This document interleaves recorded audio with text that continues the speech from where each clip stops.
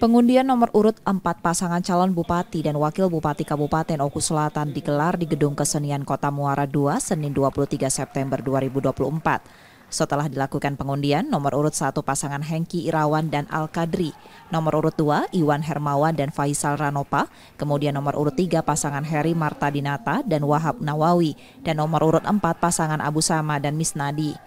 Pengundian nomor urut ini, maka pada tanggal 25 nanti akan dimulai untuk masa tahapan kampanye. Harapan kita setelah pengundian nomor urut ini, maka dari pasangan calon ini bisa untuk menyampaikan kepada masyarakat bahwasanya mereka sudah memiliki nomor untuk selanjutnya akan digunakan di surat suara. Setelah pengundian nomor urut, Komisi Pemilihan Umum mendeklarasikan pemilu damai melibatkan pasangan calon bupati dan wakil bupati serta lembaga lainnya. Setia Budi, Kompas TV, Ogan Komering Ulu Selatan, Sumatera Selatan.